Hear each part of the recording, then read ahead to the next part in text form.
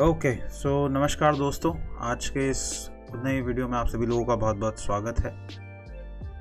मुझसे किसी ने रिक्वेस्ट किया था कि मैं ओशो के वीडियो के ऊपर, उन्होंने मुझे एक टॉपिक दिया था मृत्यु की कला, उसके ऊपर मैं रिएक्ट करूं। और मैं दिल से ओशो के वो वीडियो के ऊपर रिएक्ट करना चाहता हूं, लेकिन मैंने ट्राई किया था, लेकिन उन्होंने मेरे वीडियो की जो रीच है उसको ब्लॉक कर दिया और साथ ही साथ कॉपीराइट क्लेम भी डाल दिया। तो मैं ऑडियो फॉर्मेट के साथ इस बार ट्राई कर रहा हूँ, क्योंकि मैं बहुत मन से चाहता हूँ, दिल से चाहता हूँ कि मैं ओशो के जो कंटेंट है उसके ऊपर मैं रिएक्ट करूँ। लेकिन उनकी जो ओशो की जो कम्युनिटी है, ओशो कम्यून जो है, वो ऐसा करने नहीं देता। आप सुन सकते हो लेकिन आप रिएक्ट नहीं कर सकते। अब आई डोंट नो इसके साथ क्या इशू है, बट मैं ऑडियो फॉर्मेट के साथ आज ट्राई कर रहा हूँ। आप लोगों को सिर्फ ऑडियो सुनाई देगी और मैं उसके ऊपर रिएक्ट करूँगा। इसको ट्राई करके देखते हैं। अगर ये सक्सेसफुल रहा तो आगे हम एटलीस्ट ऑडियो फॉर्मेट के साथ ओशो के कंटेंट के ऊपर रिएक्ट कर पाएंगे। ओके, तो अगली आवाज़ होगी ओशो की और टॉपिक है मृत्यु की कला। किसी ने मृत्यु से रिलेटेड सवाल पूछा है और ओशो उसका जवाब देने की कोशिश कर रहे हैं। कोशिश नहीं कर रहे हैं, बेसिकली जवाब ही दे रहे हैं। तो यहाँ पर ये जो म्यूज़िक चल रहा है इसको मैं ऑफ़ कर देता हूँ, बिकॉज ये इसके साथ बड़ा ऑड दिखाई देगा। ओके, तो चलिए शुरू करते हैं। मैं युवा था तो कभी मृत्यु का विचार भी नहीं करता था, और अब जब वृद्ध हो गया हूं तो मृत्यु सदा ही भयभीत करती रहती। मैं क्या करूं? ओके क्या मृत्यु से छुटकारा संभव है? ओके, ये बात है कि मैं, ऑब्वियस सी बात है कि जवानी में किसको मरने का ख्याल आता है, किसको मरने की याद आती है जवानी में। बुढ़ापे में आके ये डर सताना शुरू करता है। ये बहुत फंडामेंटल डर है आदमी का। सबसे पहले तो मैं ओशो की यहाँ पर तारीफ़ करना चाहूँगा। ओशो के बात करने का जो तरीका है ना, वो इतना गज़ब है, इतना सूदिंग है, मतलब कानों में चैन पड़ जाता है। वो कभी हिचकते नहीं हैं, कभी अटकते नहीं हैं, एक फ्लो में, एक फ्लॉलेस स्टेट से बात करते हैं। मज़ा आ जाता है उनको सुन के। चलो खैर आगे बात करते हैं। जवानी में तो आदमी कहाँ ही सोचता है मृत्यु के बारे में। जवानी में तो उसका ख्याल ऐसा रहता है कि भाई मौत जैसी कोई चीज़ कहाँ एग्जिस्ट करती है। अभी तो ज़िंदगी पड़ी है पूरी की पूरी और मैं अभी जवान हूँ। उसे ऐसा भी नहीं लगता कि मरना तो बहुत दूर की बात है, उसे ऐसा भी नहीं लगता कि वो कभी बूढ़ा होगा। किसी बूढ़े आदमी को देख के उसे ये ख्याल नहीं आता कि ये मेरा भविष्य है। बहुत कम ऐसे समझदार लोग होते हैं जो बूढ़े में अपना भविष्य देख लेते हैं। ओशो इसे बहुत बोलते थे। चलिए आगे सुनते हैं। रामनाथ, मृत्यु से तो छुटकारा संभव नहीं, लेकिन ये तुमसे कहा किसने कि तुम मरोगे? ये देखो, बड़ा गजब कॉन्ट्रडिक्टरी स्टेटमेंट है। एक तरफ तो वो बोल रहे हैं कि मरने से तो कोई छुटकारा है नहीं, लेकिन दूसरी तरफ बोल रहे हैं कि तुमसे ये कहा किसने कि तुम मरोगे। इससे दो चीज़ पता चलती हैं। ये एक अजीब सा कॉन्ट्राडिक्टरी स्टेटमेंट है। एक तरफ से वो बात कर रहे हैं शरीर के लेवल से, शरीर की मृत्यु तो होनी तय है, और दूसरी तरफ वो बात कर रहे हैं साक्षी भाव से या आत्मा के लेवल से कि तुमसे कहा किसने कि तुम्हारी मृत्यु होगी।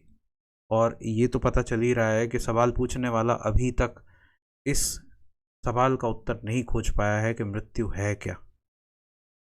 अगर वो ये सवाल का जवाब खोज लेता तो ये सवाल पूछता ही नहीं। उसे आत्मा के अमर होने का, उस मृत्यु के द्वार का, उस अमृत के द्वार का पता चल चुका होता, जैसे ओशो उसे अमृत का द्वार कहते थे। तुम न तो पहले कभी मरे हो, न अब मर सकते हो। जो मरता है वह तुम नहीं हो, कोई और है। कौन मरता है? मरता है सिर्फ शरीर, और शरीर से जुड़ा हुआ आपके मन का अहंकार, क्योंकि वही जन्म लेता है, शरीर के साथ वही जन्म लेता है। और जब शरीर धीरे धीरे मरता है तो धीरे धीरे वो अहंकार ही घबराने लगता है कि अब मैं भी गया। उसे ये पता ही नहीं है कि वो जो सदा जीवित रहता है वो नहीं मरेगा। वो जो सदा था, है और रहेगा, सदा इटर्नल मौन, जिसे बुद्ध शून्य कहते थे, वो शून्य कभी नहीं मरता, वो सदा रहता है। लेकिन आदमी उस शून्य को जानता नहीं है, इसलिए हमेशा घबराया रहता है कि मैं तो गया। और मृत्यु का तो नियम ही ये है कि जो चीज़ जन्म लेगी वो मरेगी भी, जिस चीज़ की शुरुआत होगी उसका अंत भी होगा। यहाँ अमर सिर्फ वही है, अमृत का पान सिर्फ उसी ने किया है जिसने कभी जन्म नहीं लिया। इसीलिए बार बार उसी साक्षी की, उसी आत्मा की बात की जाती है जो अजन्मा है। क्योंकि वो अजन्मा है, वो जन्म नहीं लेता, इसलिए वो कभी मरता भी नहीं है। जो चीज़ जन्म लेगी, यानी जिस चीज़ की शुरुआत होगी, उसका एक अंत भी होगा। वो कभी चिरस्थायी सदा के लिए नहीं रह सकती, क्योंकि किसी चीज़ को बनाए रखने में ऊर्जा का इस्तेमाल होता है। ऊर्जा हमेशा एक स्रोत से आती है, और स्रोत हमेशा, सोर्स हमेशा लिमिटेड होते हैं, कभी ना कभी वो चुक जाते हैं। आग एक लिमिटेड समय के लिए जल सकती है, लेकिन आग के बुझने के बाद जो शांति रह जाती है, जो ठंडक रह जाती है, वो सदा से थी। वो ना कहीं जाती है ना कहीं से आती है, वो सदा वहीं रहती है। देह मरती है, वह तो आवरण है। मन मरता है, वह सूक्ष्म आवरण है।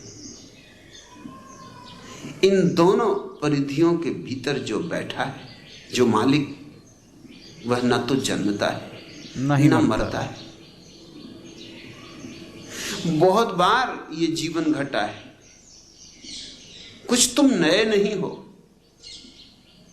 बहुत बार आए और बहुत बार गए हो, लेकिन भीतर जो बैठा है वह शाश्वत है। न उसे जन्म छूता है, न मृत्यु उसे छूती है।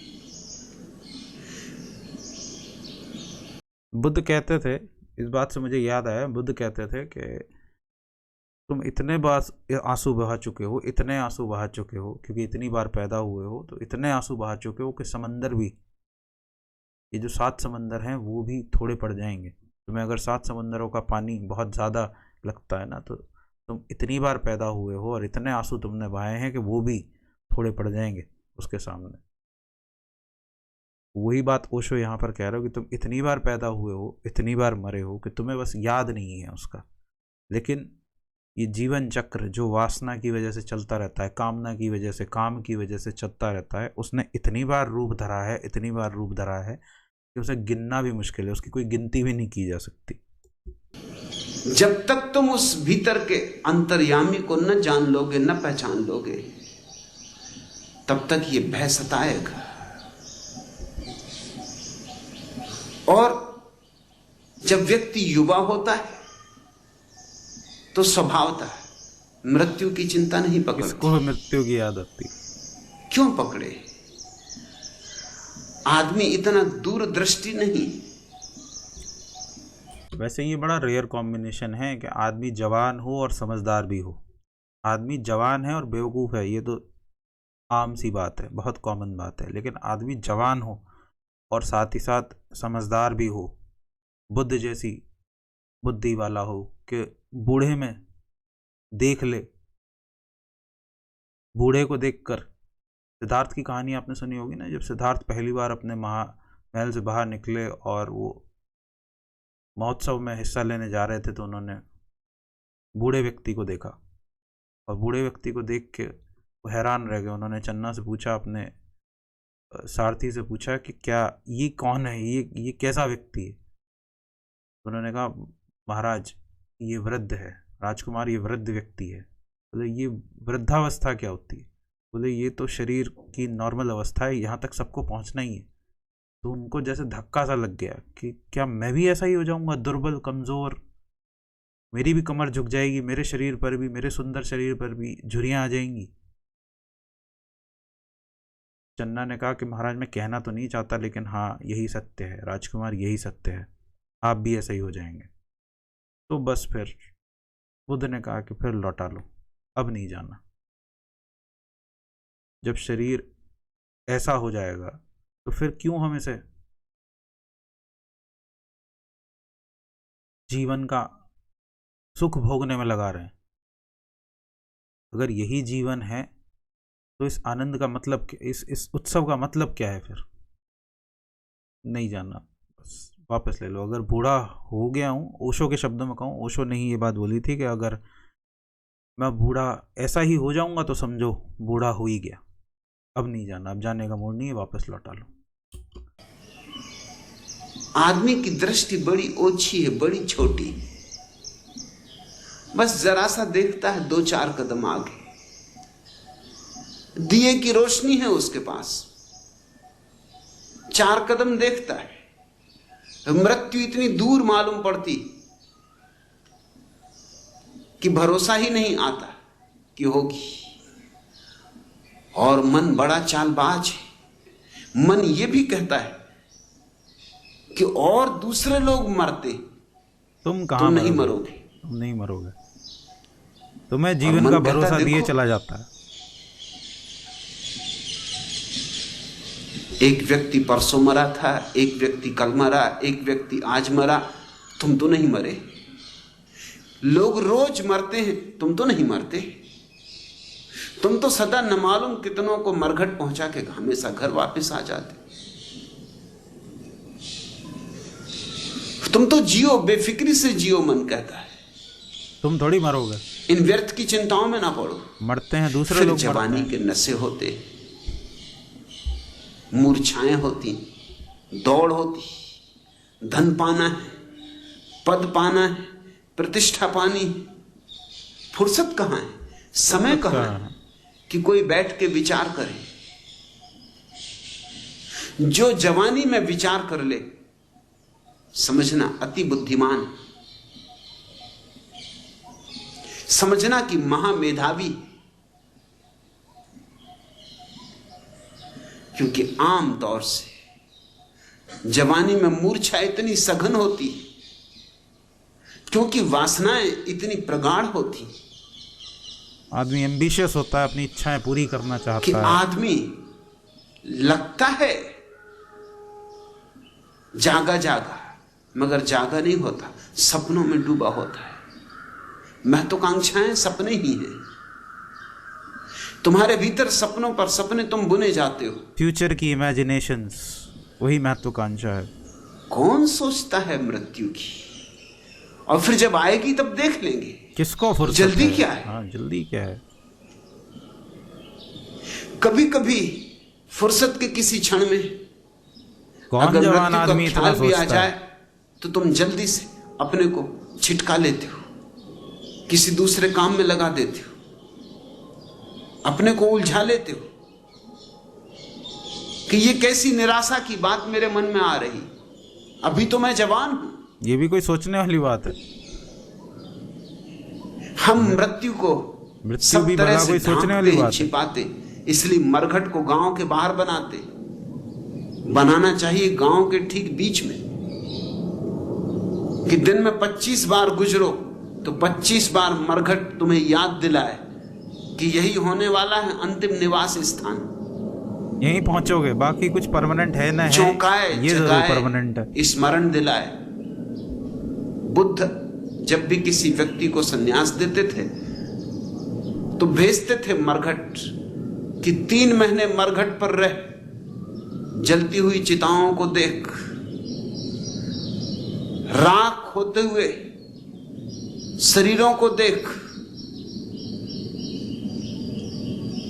एक ही ध्यान कर कि यह है परिणति जीवन की, यही है आखिरी, यह है निष्पत्ति सब आपाधापी की, यह है सब आखिरी दौड़ जगह। धूप की, सब पड़ा रह जाता है और क्षण भर में आदमी राख हो जाता है।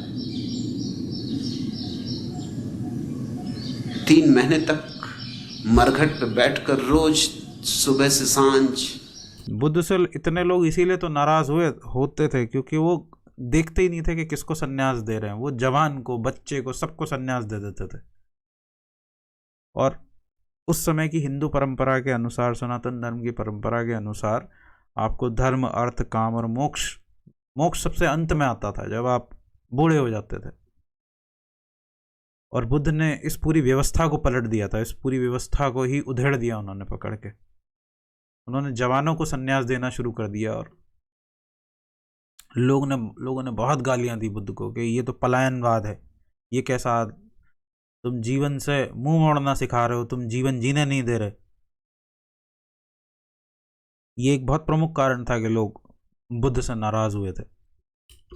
दिन और रात और वैसे भी बुद्ध की कोर फिलॉसफी में दुख आता है। कोर फिलॉसफी में हालांकि दुख की बात वो इसलिए इतना ज़्यादा करते हैं क्योंकि वो चाहते हैं कि दुख के स्वभाव को आप समझो, क्योंकि जिस चीज़ को आप समझोगे नहीं उससे निजात कैसे पाओगे। लेकिन बुद्ध इतना ज़्यादा दुख की बात करते हैं, दुख निरोध की बात करते हैं कि लोगों ने समझा कि ये आदमी तो सैडिस्ट है एक तरह का, इसको दुख में ही मज़ा आता है, बस हर टाइम ये दुख की बात करता रहता है। जबकि बात उल्टी है। बुद्ध दुख की या मृत्यु की बात इसलिए करते हैं ताकि आप समझो कि दुख क्या है, मृत्यु क्या है, तभी आप इससे मुक्त हो सकते हो। इसको समझे बिना आप इससे मुक्त नहीं हो सकते, भाग के कोई इससे मुक्त नहीं हो सकता। जलते देखना, तुम कैसे बचा सकोगे? स्मरण आ ही जाएगा कि यही अवस्था मेरी भी होनी है, आज नहीं कल। मैं भी और जिसको मृत्यु का स्मरण आ गया वह सौभाग्यशाली, क्योंकि मृत्यु के स्मरण के साथ ही जीवन में क्रांति घटती। जब ये याद आ जाती कि ये देह तो जाएगी, तभी हमारा देह से तादात्म्य छूट। क्रांति क्या है? सारे आलतू फालतू के बेकार के काम बंद हो जाते हैं। आप अपनी लिमिटेड टाइम और एनर्जी को वहीं फोकस करते हो जहां फोकस करने की जरूरत है। तभी हम देह से छोटे मोटे झगड़ों में नहीं पड़ते, बंद हो जाते हैं। जो मिटना ही है उससे क्या मोह बांधना, जो छूट ही जाना है, जो छूटा ही है, अब गया तब गया, उसे क्या पकड़ो, क्यों पकड़ो? क्यों ना हम उसकी तलाश कर लें जो कभी नहीं छूटता। क्यों ना हम शाश्वत को खोजें, क्यों ना हम शाश्वत पर अपनी निगाहें टिकाएं। शाश्वत पर निगाह टिकाने का नाम ही तो संन्यास है। समय के पार आंखें उठाने का नाम ही तो संन्यास है। जवानी में तो बहुत मुश्किल होता है कि किसी को होश आए, मगर ये दुनिया बड़ी अजीब है। लोग के बराबर बिलो 1% लोग ऐसे होश आता। रामनाथ, तुम तो सौभाग्यशाली हो, कम से कम बुढ़ापे में भी तो होश तो आ गया। मरते दम तक भी लोगों को होश नहीं आता। मैंने सुना एक मारवाड़ी मर रहा था। ध्यान रखना, मारवाड़ी को भी वो किसी ना किसी के मजे जरूर लेते हैं, या तो मारवाड़ी के, नहीं तो किसी लाला जी के, नहीं तो मुल्ला नसरुद्दीन के, किसी ना किसी के तो मजे वो जरूर लेते हैं। मरना पड़ता है, मारवाड़ी को भी मरना पड़ता है। मौत किसी को भी नहीं छोड़ती, मारवाड़ी तक को नहीं छोड़ती। सारे बेटे और रिश्तेदार चिंतित थे। उसकी आवाज बंद हो गई थी, सब उसे घेर कर खड़े थे। बड़ी मुश्किल से वो बार बार कह रहा था, बाबा झा झा। एक बेटे ने कहा, लगता है ये कहना चाह रहे हैं कि बक्सा झाड़ के नीचे मैंने दबा रखा है, कुछ करो और इनसे पूरी बात बुलवाओ। कौन सा झाड़? क्योंकि घर के आसपास बहुत झाड़ थे। मारवाड़ी पैसे की भाषा बोलते हैं पहले से। डॉक्टर ने कहा कि एक बड़ा ही मूल्यवान इंजेक्शन है, उसे लगाने पर ये 1-2 वाक्य बोल सकेंगे। उनकी मृत्यु निश्चित होने पर भी इंजेक्शन लगवाने को सब राजी हो गए। डॉक्टर ने इंजेक्शन लगा दिया, तब सब उत्सुक होकर सुनने के लिए मरते मारवाड़ी के पास झुके। उस बूढ़े ने क्या कहा मालूम? उसने कहा, अरे सब मुझे क्या देख रहे हो, वह बछड़ा झाड़ू चबाए जा रहा है।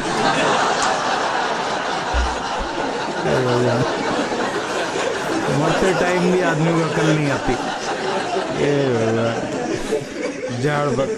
झाड़ू चबा। रामनाथ, चलो अच्छा हुआ बुढ़ापे में भी कम से कम याद तो आने लगी। मृत्यु है। लोग वरना बुढ़ापे में भी कहाँ सुधरते हैं। कम से कम तुम्हें बुढ़ापे में थोड़ी अकल आने लगी है। इस याद को झुटलाना मत, इस याद को भुलाने की कोशिश मत करना। यह याद उपयोगी है, इसका उपयोग कर लो। बुद्धिमान तो वही है जो हर चीज का उपयोग कर ले। इसको भी सीढ़ी बना लो। मृत्यु कीमती चीज है। अगर दुनिया में मृत्यु ना हो, ये ओशो बहुत बार बोलते थे कि जो जानते हैं वो, और ये बहुत काम का वैल्यूएबल स्टेटमेंट है कि जो जानते हैं वो विष का इस्तेमाल भी औषधि की तरह कर लेते हैं, लेकिन जो नासमझ हैं वो औषधि को भी विष बना लेते हैं। होती तो संन्यास ना होता। अगर दुनिया में मृत्यु ना होती तो धर्म ना होता। अगर दुनिया में मृत्यु ना होती तो परमात्मा का कोई स्मरण ना होता, प्रार्थना ना होती, पूजा ना होती, आराधना होती ना होती, ना होते बुद्ध, न महावीर, न कृष्ण, न क्रांति। सारी स्पिरिचुअलिटी के कोर में यही डर, ये फंडामेंटल जो डर है वही समाया है कि मैं मर जाऊंगा, और यही आदमी को जिंदगी भर बेचैन रखता है। इसी चीज के लिए बुद्ध भी प्रेरित हुए कि आखिर अगर मृत्यु होनी ही है तो इस मृत्यु का पहले पता तो लगाया जाए कि फिर इस जीवन का मतलब क्या है। अगर सब कुछ करने के बाद मर ही जाना है, और इस भोग विलासिता का मतलब क्या है अगर सब कुछ भोगने के बाद मैं मर ही जाऊंगा। तो इसी चीज के लिए, इस मृत्यु के भय ने ही, इस मृत्यु के दुख ने ही बुद्ध को भी प्रेरित किया, बाकी सबको भी इसी मृत्यु के भय ने ही प्रेरित किया। तो जो फंडामेंटल है, फंडामेंटल जो बेस है स्पिरिचुअलिटी का, वो इसी डर से निकलता है कि मैं एक दिन मर जाऊंगा। तो फिर इस सब का क्या मतलब है? क्राइस्ट मोहम्मद, यह पृथ्वी दिव्य पुरुषों को तो जन्म ही ना दे पाती, मनुष्यों को भी जन्म ना दे पाती। यह पृथ्वी पशुओं से भरी होती। यह तो मृत्यु ने ही झकझोरा। मृत्यु की बड़ी कृपा है, उसका बड़ा अनुग्रह। नमस्कार। मृत्यु ने झकझोरा, याद दिलाई। बुद्ध को भी स्मरण आया था मृत्यु को ही देखकर। एक मरे हुए आदमी की लाश को देखकर पूछा था अपने सारथी से, इसे क्या हो गया? उस सारथी ने कहा कि यह आदमी मर गया। ये बहुत ही ज्यादा नोन स्टोरी है। कहीं भी आपको, जब आप बुद्ध की कोई भी स्टोरी पढ़ेंगे, बुद्ध की आत्मकथा पढ़ें या आप बुद्ध से रिलेटेड कोई भी आप कहानी पढ़ें, तो उसमें ये कहानी बहुत ज़्यादा पॉपुलर है कि उन्होंने एक मरते हुए व्यक्ति को, एक ही दिन में उन्होंने एक बीमार को देखा, एक बूढ़े को देखा और एक मरे हुए व्यक्ति को देखा। बस वो हक्के बक्के खड़े रह गए, क्योंकि ऐसा बोलते हैं। और क्योंकि ओशो ने पूरी की पूरी देशना दी है बुद्ध के ऊपर, वो देशना भी मैंने सुनी है, एस धम्मो सनातनो। तो उसमें वो बताते हैं कि बुद्ध ने उससे पहले कभी न बीमार आदमी देखा था, न बूढ़ा देखा था, और मृत्यु की तो बात ही छोड़ दो। ऐसा कहते हैं कि ओशो ऐसा बताते हैं कि बुद्ध जिस महल में रहते थे, वहाँ पर जो गार्डन थे, जो उद्यान लगे हुए थे, बगीचे जो थे, उनमें से टूटे हुए फूल और गिरे हुए पत्ते, पीले पत्ते सब हटा लिए जाते थे, ताकि बुद्ध को पता ही ना लगे, मृत्यु जैसी चीज का पता ही ना लगे। बीमार व्यक्तियों का आना जाना नहीं था। बीमार व्यक्तियों को बिल्कुल बुद्ध के सामने जाने से बिल्कुल मना ही था, कि उन्हें किसी चीज का, जीवन के दुख का बिल्कुल पता ही न चले। और शायद इसी वजह से जब उन्होंने दुख को पहली बार देखा तो अंदर तक वो हिल गए थे। बुद्ध ने कहा, क्या मुझे भी मरना होगा? सारथी झिझका, कैसे कहे? बुद्ध ने कहा, झिझको मत, सच सच कहो, झूठ ना बोलना। क्या मुझे भी मरना होगा? मजबूरी में सारथी को कहना पड़ा कि कैसे छिपाऊं आपसे। आज्ञा तो यही है आपके पिता की कि आपको मौत की खबर न होने दी जाए, क्योंकि बचपन में आपके ज्योतिषियों ने कहा था कि जिस दिन इसको मौत का स्मरण आएगा उसी दिन ये संन्यास्त हो जाएगा। मगर झूठ भी कैसे बोलूं? मृत्यु तो सबको आएगी, आपको भी आएगी मालिक, आपको भी आएगी। मृत्यु से कोई कभी बच नहीं सका है। मृत्यु अपरिहार्य है। बुद्ध ने उसी रात घर छोड़ दिया, क्रांति घट गई। जब मृत्यु होने ही वाली है तो हो ही गई। तो जितने दिन हाथ में है इतने दिनों में हम उसको खोज लें जो अमृत है। रामनाथ, अगर मृत्यु से भय लग रहा है तो अशुभ नहीं है, ये भय जरूरी है, शुभ हो रहा है, ये जरूरी है। पूछते हो मैं क्या? डर का आदमी की लाइफ में बहुत इंपॉर्टेंट रोल है। डर कोई बेकार चीज नहीं है। डर अगर लिमिट में हो तो वो आपको सजग रखने का काम करता है, आपको सजग रखता है। जरूरत से ज्यादा अगर हो जाए तो वो आपको रोक देता है, वो फिर आपको जानने भी नहीं देता चीज को। डर का फंडामेंटल काम यही है कि जब आप किसी अनजान चीज की तरफ बढ़ें तो वो आपको सावधानी दे, सावधान रखेगा। ये कहता रहे कि भाई सावधान रहना इससे, ये अनजानी चीज है। और अगर आप एनालॉजी समझना चाहें ना तो दुख बिल्कुल ऐसा है जैसे खाने में नमक। अगर स्वादानुसार हो तो वो स्वाद देता है, वो आपको जानने में, सावधानी पूर्वक किसी चीज को जानने में मदद करता है। लेकिन अगर नमक आप खाने में ज़रूरत से ज़्यादा गिर दें या गलती से ज़रूरत से ज़्यादा गिर जाए तो क्या होता है, वो खाने का स्वाद बिगाड़ देता है, कड़वा कर देता है खाने को। उसी तरीके से अगर डर ज़रूरत से ज़्यादा हो जाए तो वो जीवन का स्वाद बिगाड़ देता है, जीवन को कड़वाहट से भर देता है। इसलिए डर बुरा नहीं है अगर आप उसे सही तरीके से इस्तेमाल करना जानते हैं। क्या करूं? मृत्यु से भय लगे तो ध्यान के अतिरिक्त करने को और कुछ है ही नहीं। अब ध्यान में डूबो, अब संन्यास में रंगो, अब जीवन को समाधि में। ध्यान का मतलब है, ध्यान का मतलब ही है, ध्यान में डूबने का मतलब ही है कि किसी भी चीज के स्वभाव को समझना, मृत्यु के स्वभाव को समझो। ध्यान का इस्तेमाल करके मृत्यु के स्वभाव को समझो कि मृत्यु है क्या, आखिर कौन मरता है, किसकी मृत्यु होती है, क्या है आत्मा। और अगर कहा जा रहा है कि कोई ऐसी चीज है, आपके अंदर कोई एक ऐसा एलिमेंट छुपा हुआ है जो नहीं मरता, जो सदा रहता है, वो क्या है आखिर, वो ध्यान के बिना आप नहीं जान सकते।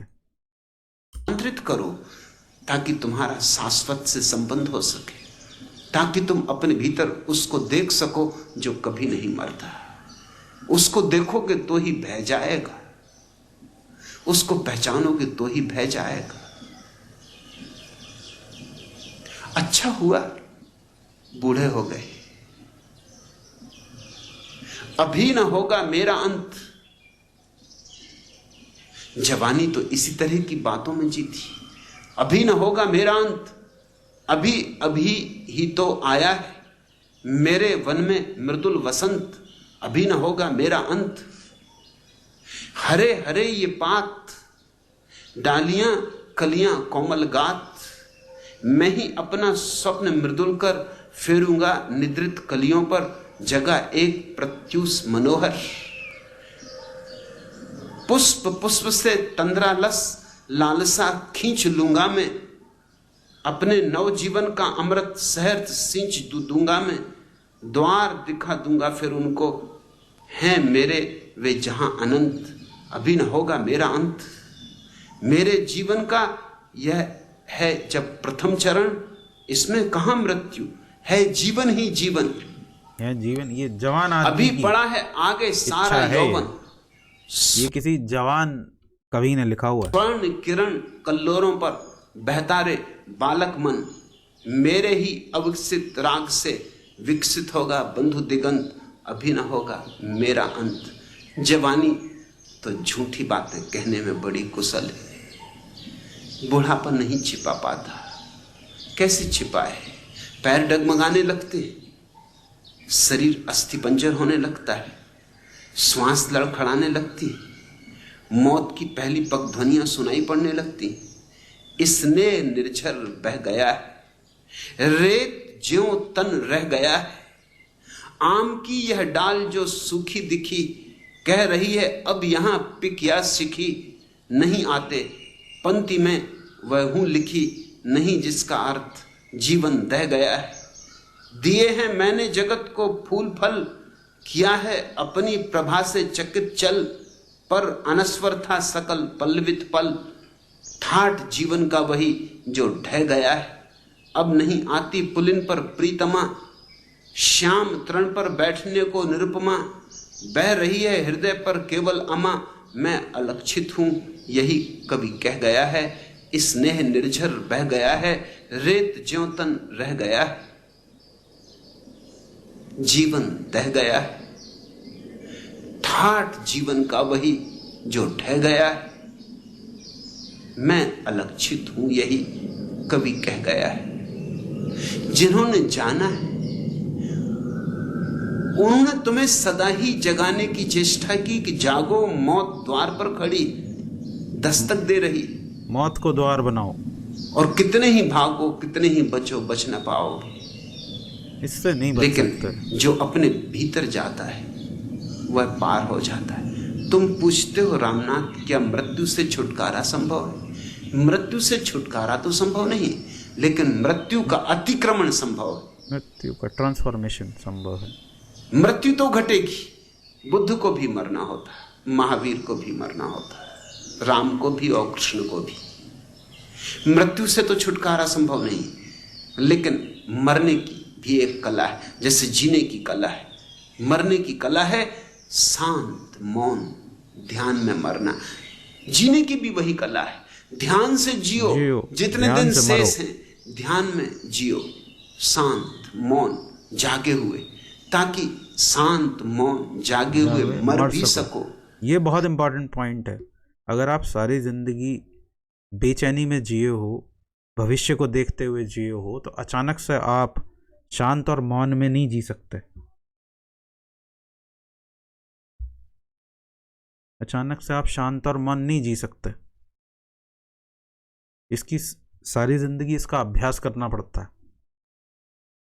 जब आपने जिंदगी शांत और मौन जी है, तभी आप शांति से और मौन के साथ मृत्यु को भी देख पाओगे। यही इसका राज है। लेकिन अगर आपने जिंदगी ही पूरी उथल पुथल जी है, बेचैनी से भरी हुई जी है, तो अचानक से आप, जब सारी जिंदगी का अभ्यास आपका बेचैनी का है, तो अचानक से आप मौन और शांत कैसे हो जाओगे? मृत्यु में भी फिर आप बेचैन और परेशान, हैरान परेशान ही प्रवेश करोगे। मृत्यु फिर आपको द्वार, अमृत का द्वार कहाँ से दिखाई देगी? आत्मा का द्वार कहाँ से दिखाई देती?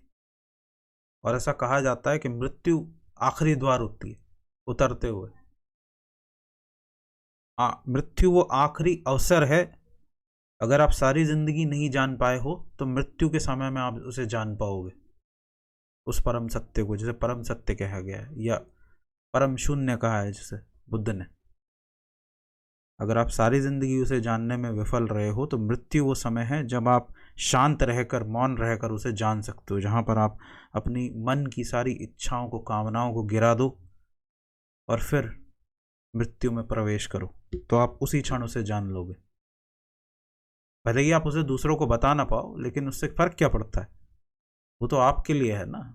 आपको मरते समय, मरने से पहले आपको मिल जाए तो बहुत अच्छा है, लेकिन कम से कम अगर मरते क्षण में भी मिल गया तो भी घाटे का सौदा नहीं है। इसीलिए मरना भी एक कला है, मृत्यु की भी एक कला है, आर्ट ऑफ डाइंग जिसको ये बोल रहे हैं। जो शांत मौन मरने में समर्थ हो जाता है, वो जानता हुआ मरता है कि मैं नहीं मर रहा हूं। वह जागा हुआ मरता है।